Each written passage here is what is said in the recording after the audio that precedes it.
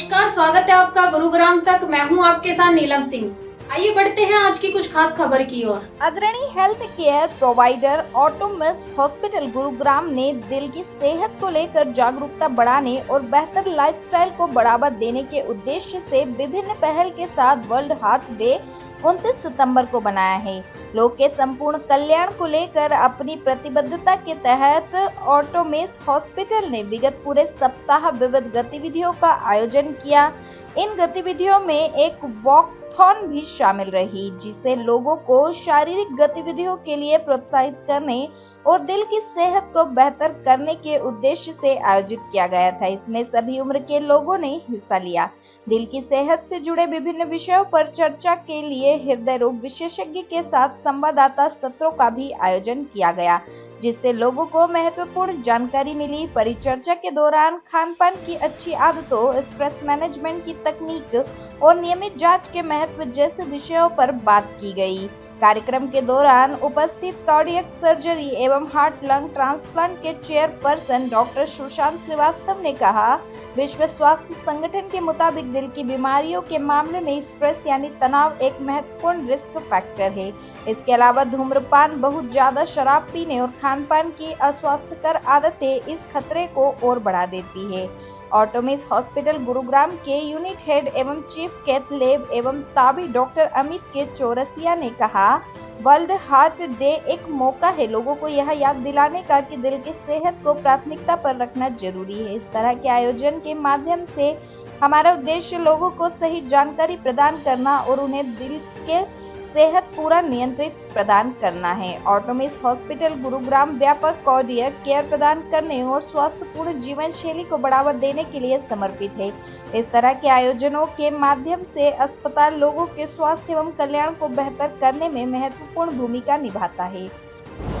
ये एक बचाव के तरीके हैं, मगर सपोज किसी को छाती में दर्द हो गया, सांस में दिक्कत हो गया, तो करना क्या है कि इमरजेंसी में जाइए या आप हॉस्पिटल जाइए, ओपीडी जाइए, अपना उपचार कराइए, इन्वेस्टिगेट कराइए। अगर इन्वेस्टिगेशन में कुछ निकलता है तो उसका ट्रीटमेंट ज़रूर कराइए, क्योंकि हार्ट डिजीज़ से डरने की बजाय अगर आप ट्रीटमेंट कराते हैं तो आपकी लाइफ स्पैन ईजिली 25 से 30 साल बढ़ सकती है।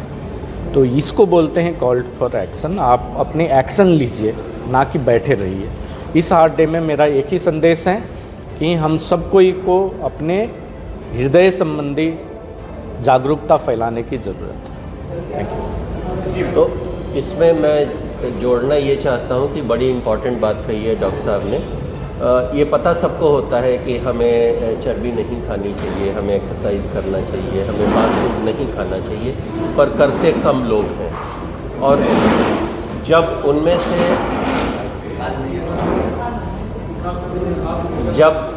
जब ऐसे लोगों को सीने में दर्द होता है या सांस फूलना शुरू होती है तो उन्हें सडनली याद आता है कि हार्ट के लिए ये सब करना चाहिए, और वो डॉक्टर के पास जाने के बजाय कहते हैं कि हमने अब तो योगा शुरू कर लिया है जी, घी तेल खाना बंद कर दिया है।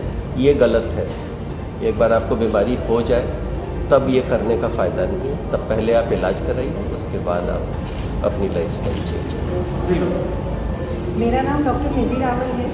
मैं पीडियाट्रिक कार्डियोलॉजिस्ट हूँ, बच्चों के हार्ट की डॉक्टर। मैं दो चीज़ें जागरूक लाना चाहती हूँ। पहला, बच्चों में 8 से 10 हर 1000 लाइव बर्थ में बच्चों को हार्ट की प्रॉब्लम हो सकती है। उसमें से 50% क्रिटिकल होती है, जिनको तुरंत इलाज की जरूरत पड़ती है।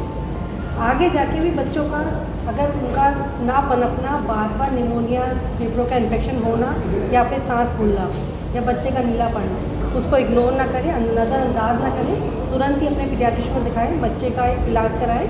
हार्ट की बच्चों की बीमारियों का इलाज संभव है, और सर्जरी से कई बार सर्जरी से बच्चा काफ़ी ठीक हो जाता है। तो इसीलिए इसको नज़रअंदाज ना करें। दूसरा, कॉल फॉर एक्शन। सारी एडल्ट की बीमारियाँ का नीड जो है पीडियाट्रिक बच्चों से ही शुरू हो जाती है। उनको भी balance diet, exercise, sedentary lifestyle से हटाना है, जंक फूड कम करना है, नमक कम करना है। तो उससे हमारा एडल्टहुड अपने आप से ही सुधरने लगता है। तो ये आदतें मैं चाहती हूँ बच्चों से ही शुरू करी जाए। तो बच्चों में किस प्रकार की बीमारियां हार्ट की होती है? छोटे बच्चों में बच्चों में या तो दिल में छेद होना, वैल्व बंद होना, वैल्व टुकड़ा है, या फिर हार्ट का चेम्बर जो कमरा है वो नहीं बना है, या नाड़ियाँ उल्टी हैं, एक ही नाड़ी है, एक नाड़ी बनी नहीं, ये सब तरह की बीमारियाँ हो सकती हैं और जिसका इलाज सर्जरी से संभव है। ये स्पेसिफिक कोई रीज़न है या फिर जीन्स का फर्क किससे पड़ता है?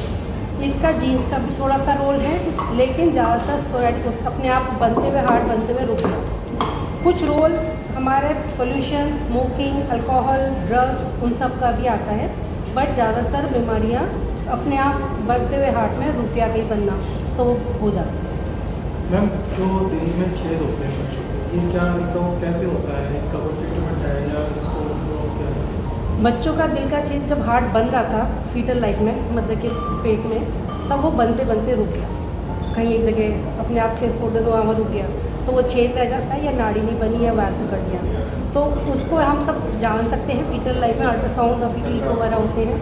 उसके बाद जब छेद अगर हो गया है तो बहुत सारे छेद होते हैं कुछ जो अपने आप बंद हो सकते हैं, बट वो अपने आप से सोच के नहीं बैठना है, वो डॉक्टर जब तक ना कहे ना तब तक उसको दिखाते रहना है कि इसको छेद बंद हुआ नहीं हुआ। और जो छेद हमें लगता है नहीं बंद हो रहे हैं, बच्चे को नुकसान पहुँचा रहे हैं, बच्चा पनप नहीं पा रहा है या उसकी वजह से खेल नहीं पा रहा, तो उसका स्कूल नहीं इतना मिस कर रहा है, तो उसके लिए हम सर्जरी या फिर एंजियोग्राफी से उन छेद को बंद कर देते हैं। आमतौर पे देखा गया है कि जो दिल में छेद होता है तो छोटे मोटे डॉक्टर से दिखा दिया, पूरा ट्रीटमेंट नहीं करवाया, जैसे जैसे वो बड़ा हो जाता है, मैरिड भी हो जाता है, जब ये छेद है वो जो उभर के आता है वो कमज़ोर महसूस करते हैं, वो ऐसा सुनने में आता है या देख, तो उनके लिए क्या? इसीलिए मैं कहती हूँ बस जन्म से दिखाना है। अगर किसी ने कहा दिल में छेद है, शक भी है, तो तुरंत ही बच्चों के हार्ट के डॉक्टर, अब तो बहुत हर सिटीज़ में अवेलेबल है, ज़रूर मिलना है और फिर लगातार रेगुलर ट्रीटमेंट फॉलोअप कराना है। या तो किसी ने मतलब बहुत सारे लोग गांव में और शहरों में और बहुत सारे छोटे डॉक्टर कह देते हैं कि ये छेद अपने आप बंद हो जाएगा 5 साल तक, ऐसा नहीं सोचेंगे, उसको जब तक आप रेगुलर फॉलोअप करना है। और अगर हम छोड़ देंगे तो उसके बच्चे के फेफड़ों के प्रेशर बढ़ते जाते हैं, वो एक स्टेज ऐसी आ जाती है जब हम उसको ऑपरेट करके भी नहीं ठीक कर सकते, आप जितना पैसा लगा लो लेकिन वो उसका इलाज संभव नहीं है। इसीलिए मैं इस बात को मतलब अवेयरनेस लाना चाहती हूँ कि अगर कोई दिल का छेद है तो उसका रेगुलर फॉलोअप करें और उसको डॉक्टर जब तक ना कहे तब तक उसका फॉलोअप ना छोड़ें। मैडम, हार्ट पेशेंट के लिए खाने के क्या चीज़ें यूज़ कर सकते हैं? देखो, हार्ट पेशेंट के लिए सबको पता है balance diet, whole grains, lean protein, अच्छा फैट, ओमेगा 3 ओमेगा 6 वाला खूब सारा फाइबर डाइट में होना जरूरी है। जंक फूड कम करना है, सॉल्ट कम करना है, ये सब हेल्दी डाइट में आता है। डॉक्टर साहब, जो ये टेक्नोलॉजी आई है आपकी हार्ट वाली, ये क्या है और क्या देश में पहली बार है? देश में पहली बार तो नहीं आई है। आप जो टेक्नोलॉजी, नई टेक्नोलॉजी बोल रहे हैं, वाल्व चेंज करने वाला जो पूछ रहे हैं, नई टेक्नोलॉजी तो नहीं बोलूँगा, 2012 से टेक्नोलॉजी चल रही है, मगर अभी इंडिया में अभी भी पिकअप नहीं हुआ है उतने सारे। रीज़न ये है अवेयरनेस नहीं फैली हुई है कि बिना सर्जरी के भी हार्ट की वाल्व चेंज किया जा सकता है कहते। बुज़ुर्ग लोग जिनमें सर्जरी कई बार पॉसिबल नहीं रहता है, उनके लिए प्रोसीड्यूर बहुत लाभदायक है और उनमें ये प्रोसीड्यूर करके एटलीस्ट हम लोग 10 से 15 साल उनकी लाइफ एक्सटेंड कर सकते हैं। नहीं किया, सपोज़ या तो सर्जरी से आपने चेंज नहीं कराए या ये टैवी प्रविधि से चेंज नहीं कराया आपने, तो वहीं पेशेंट 50% लोग 2 साल के अंदर मर जाते हैं। तो ये नई टेक्नोलॉजी है, लोग थोड़ी सी अवेयरनेस की ज़रूरत है। अवेयरनेस हम ही सब लोगों को फैलानी है, नहीं तो लोगों को मालूम भी नहीं चलेगा। में पेन है और आपको घबराहट हो रही है, पसीने आ रहे हैं, तो आपको मदद मांगनी चाहिए। अगर आप एम्बुलेंस बुला सकते हैं तो एम्बुलेंस बुलाइए। अगर आपके घर में लोग हैं या पड़ोसी हैं जो मददगार हो सकते हैं तो उनकी सहायता लीजिए। अपने आप करने की कोशिश ना करें। गुड़गांव की ट्रैफिक में शाम को अगर आप ड्राइव करके आएंगे तो दूसरा हार्ट अटैक भी आपको हो जाएगा। एक इम्पोर्टेंट क्वेश्चन था सर, जैसे सर ने ना काफ़ी पेशेंट्स के हार्ट ट्रांसप्लांट भी किए हैं, बाईपास सर्जरी को करती है, तो आजकल ये देखा गया है कि बाईपास सर्जरी के बाद लोग बाईपास सर्जरी दोबारा से करानी पड़ती है। तो बाईपास सर्जरी अगर करा ली तो उसके बाद नहीं करानी पड़े, उसमें क्या करना चाहिए? हाँ, तो बाईपास सर्जरी के बाद वही प्रिंसिपल्स अप्लाई होती हैं जो बाईपास सर्जरी को प्रिवेंट करने के लिए अप्लाई होती हैं। आपका खान पान ठीक होना चाहिए, आपका वज़न ठीक होना चाहिए, आपकी डायबिटीज़ कंट्रोल में होनी चाहिए, आपका ब्लड प्रेशर कंट्रोल में होना चाहिए। आपने सिगरेट स्मोकिंग छोड़ देनी। कई बार देखा है कि मरीज़ समझता है अब मैं अच्छा हो गया और सिगरेट स्मोकिंग कंटिन्यू करता है। उसके अलावा आपको अपनी सारी दवाइयाँ लेनी है और रेगुलर चेकअप्स कराना है। अगर आप ये नहीं कराएंगे तो जो ब्लॉकेज हार्ट की नसों में थी वो जो हमने नई नसें डाली हैं उनमें भी है और फिर दोबारा बाईपास या एंजियोप्लास्टी की ज़रूरत पड़ जाती है। डॉक्टर साहब जो है हार्ट की नसों के अलावा और किसी नसों में भी हाँ, सारे शरीर की नसों को वही खतरा है। हार्ट पे फोकस क्यों है? क्योंकि हार्ट शरीर का इंजन है। तो हार्ट में जब ब्लॉकेज आती है तो उसके जो नतीजे होते हैं वो काफ़ी सीरियस हो सकते हैं। हार्ट अटैक हो जाता है, वो सारे शरीर को अफेक्ट करता है। लेकिन ब्लॉकेज सारे शरीर के नसों में हो सकती है। किडनी की एक नस ब्लॉक हो जाए तो किडनी का फंक्शन तो ख़राब होता ही है, अनकंट्रोल्ड ब्लड प्रेशर होता है। अच्छा डॉक्टर साहब, तो उसको डिस्कवर करके उसका इलाज करना ज़रूरी है। एक चीज़ जो हम अक्सर देखते हैं कि जो बाईपास के लिए मरीज़ आते हैं उनके गले की नस जो ब्रेन में ब्लड ले जाती है उसमें भी ब्लॉकेज होता है। कल ही हमने एक मरीज़ की ब्रेन की आर्टरी की ब्लॉकेज खोली है। तो ब्लॉकेज कहीं भी हो सकता है, इसलिए अच्छा लाइफस्टाइल फॉलो करें, प्रिवेंटिव मेजर्स यूज़ करें और डॉक्टर से संपर्क करें। वेरिकोज वेन्स की वजह से जो ब्लॉकिंग होती है उसका भी इफेक्ट वेरिकोज वेन से ब्लॉकेज नहीं होती, वेरिकोज वेन से क्लॉटिंग हो सकती है और पैर में घाव हो सकते हैं। वेरिकोज वेन्स एक दूसरी बीमारी है पर उसका भी इलाज वक्त पे होना चाहिए। कई लोग एक बड़ा घाव लेके आते हैं जिसको वेनस अल्सर कहते हैं और वो दवाइयों से पट्टियों से तब तक ठीक नहीं होगा जब तक आप वेरिकोज वेन्स का इलाज नहीं करेंगे। जी। अच्छा डॉक्टर साहब, कोविड-19 के बाद लोगों के अंदर एक भ्रांति है कि या फिर सच है तो आप बताएंगे कि नंबर एक बात कि कोविड-19 से क्या अटैक पड़ता है? नंबर एक बात बताइए। दूसरा इसी से जुड़ा हुआ सवाल कि कोवैक्सीन और कोविशील्ड के जिस प्रकार से नतीजे आने लगे और लोग बात करने लगे चलते चलते खेलते कूदते, तो लोग आप बता रहे हैं उससे बड़ा प्रभाव पड़ता है हृदय के अंदर और उससे अटैक आ रहे हैं। कितना संभव है और कितना सही है? देखिए, कोविड एक वायरल इन्फेक्शन था। वायरल इन्फेक्शन, कोई भी वायरल इन्फेक्शन में थोड़ी सी थ्रोम्बोसिस का चांस रहता है, मगर ये चांस जो है ना बहुत कम थी। जो वैक्सीन के बारे में आप पूछ रहे हैं कि उसके चलते हार्ट अटैक हुआ कि नहीं, वो भी चांस बहुत कम थी। ठीक है, जितने लाइफ बचे हैं उससे कई गुना कम ये वैक्सीन के साइड इफ़ेक्ट हैं। तो उस टाइम में वो ज़रूरी था, नहीं तो ये बीमारी के साथ हम लोग बाहर उभरते ही नहीं, इस बीमारी से हम लोग बाहर निकलते ही नहीं।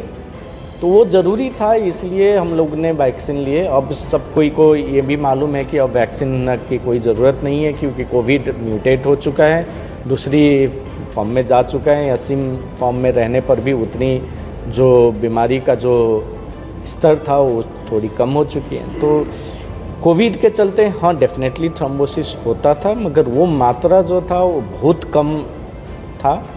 वैक्सीन के चलते जो साइड इफ़ेक्ट था वो बहुत ही ज़्यादा कम था। तो ऐसा नहीं है कि जो लोग बोलते हैं कि वैक्सीन के चलते ये हुआ वो हुआ, तो वो एक एंटी वैक्सीन एक कैंपेन ही है, वो नहीं करनी चाहिए। फिर तो एंटी वैक्सीन कैंपेन में बच्चों का वैक्सीन का भी हो जाता है, मगर जितने लाइफ बचते हैं, जो कॉम्प्लिकेशन है वो बहुत छोटी कॉम्प्लिकेशन है उसके लिए। That is what. अरे सर डॉक्टर साहब, एक चीज़ आप भी कहते हैं कि दर्द हो रहा है तो आप दिखाइए, और लेकिन मैं भी कैसे डिफाइन करूँ कि मेरे आज कंधे में दर्द हो रहा है लास्ट 7 डेज कि मुझे ये अटैक की वजह से हो रहा है या फिर उसका मैं जो आराम तो दर्द हो रहा है। हाँ, तो वो कैसे मैं पता करूँ ये दर्द अटैक का है या फिर नॉर्मल होने से साइड से या किसी और से? देखिए, उठाने पर, कंधे उठाने पर जो दर्द हो रहा है वो एक मैकेनिकल प्रॉब्लम हो गया है, वो क्लियर कट मैकेनिकल। मगर आप बैठे बैठे अगर कंधे में दर्द हो रहा है, जबड़े में जा रहा है, ये आर्म्स के अंदर की तरफ जा रहे हैं, तो ये सब दर्द हार्ट अटैक की साइन है, आपको जानी चाहिए हॉस्पिटल उन सब। सर, एक ऑपरेशन के बाद एक नॉर्मल लाइफ कितनी बात दी सकते हैं? आमतौर पे ऑपरेशन के बाद 6 हफ्ते, हम चौथे 5वें दिन डिस्चार्ज कर देते हैं। पेशेंट चलता फिरता घर जाता है, घर के अंदर चल फिर सकता है और उसकी रिकवरी जो एवरेज केस है उसमें स्टेडली होती है।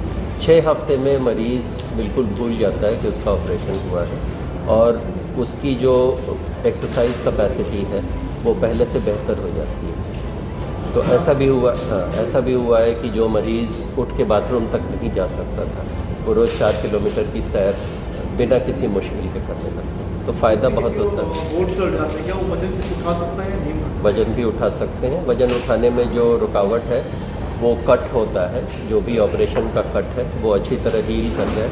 आमतौर पे 6 हफ्ते से 3 महीने में वो अच्छी तरह डॉक्टर साहब, मरीज हील को कर जाए। रेगुलर कौन सी दवाई लेनी पड़ती है? रेगुलर दवाई चलती है?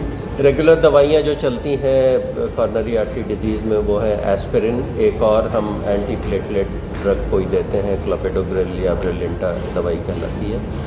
एक कोलेस्ट्रॉल कम करने की दवाई कहलाती है। इसके अलावा डायबिटीज़ की दवाइयाँ चलती हैं और हाई ब्लड प्रेशर कंट्रोल करने की दवाइयाँ चलती हैं। कुछ मरीज़ों को अगर किडनी की बीमारी है तो उसकी दवाइयाँ चलेंगी, कुछ मरीज़ों को अगर स्ट्रोक हो चुका है तो वो अंदर मर जाते हैं। तो ये नई टेक्नोलॉजी है, लोग थोड़ी सी अवेयरनेस की ज़रूरत है। अवेयरनेस हम ही सब लोगों को फैलानी है, नहीं तो लोगों को मालूम भी नहीं चलेगा।